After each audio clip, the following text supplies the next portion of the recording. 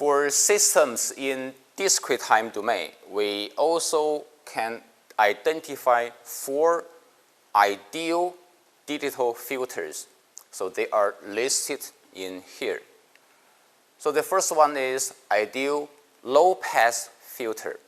And we may see that the passing band is defined by the cutoff frequency capital omega sub c.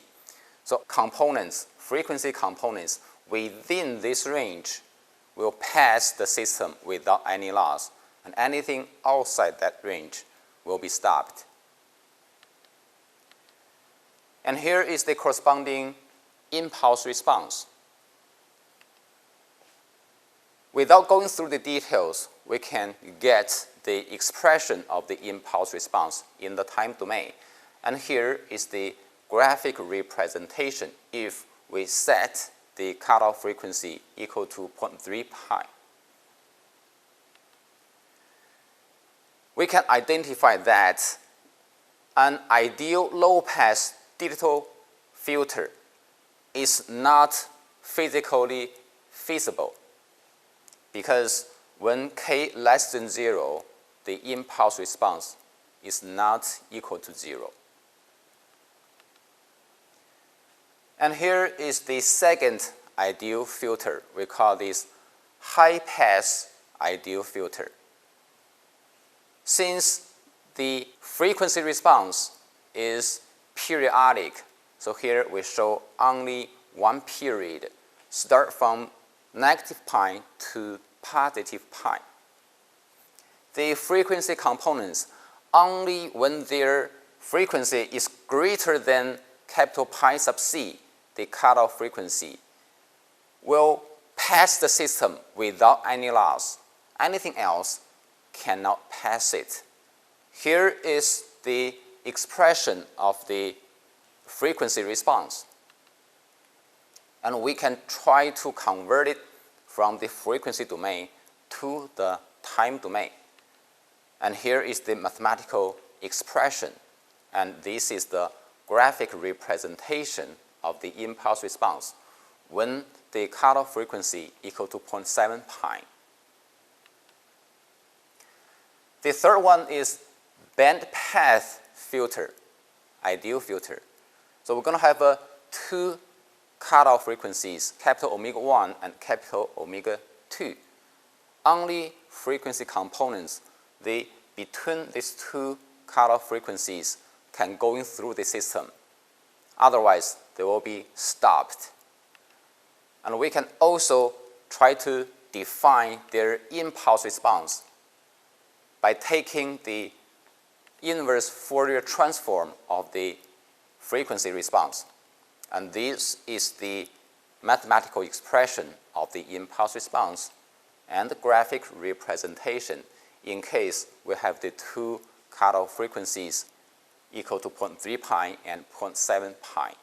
The last ideal digital filter is band stop. So between these 2 cutoff frequencies, the frequency components cannot pass through. Otherwise, they will go through the system without any loss. And here is the frequency response of the ideal band stop filter. And we can also get the system's impulse response. This is the graphic representation in the time domain, in case the 2 cutoff frequencies given there. In the real world, the amplitude response is not as regular as we just showed for the ideal filters.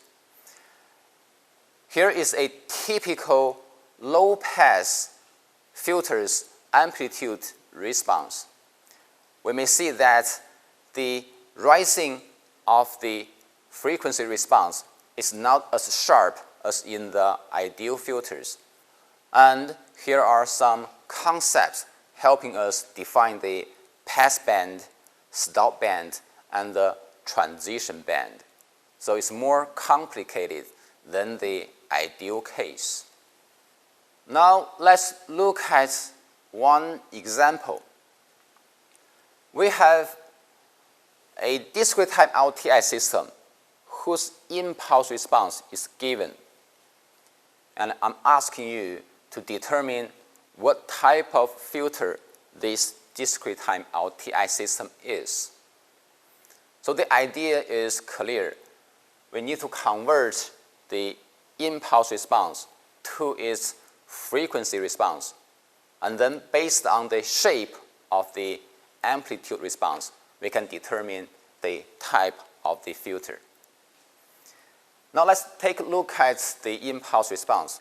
We know that for a sampling function, the Fourier transform or the spectrum is a rectangle signal.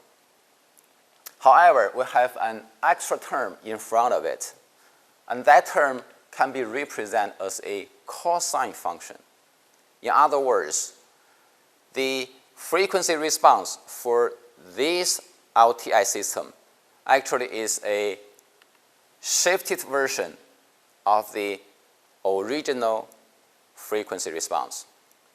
So based on the modulation theory, the original frequency response will have to be split into two parts, and one is shifted to your left, another one is shifted to your right. So this will be the given LTI system's frequency response. And take a look at the shape of the frequency response. We can determine that system actually is a high-pass filter. And that is how we can determine a given discrete time LTI system's filter type. Thank you.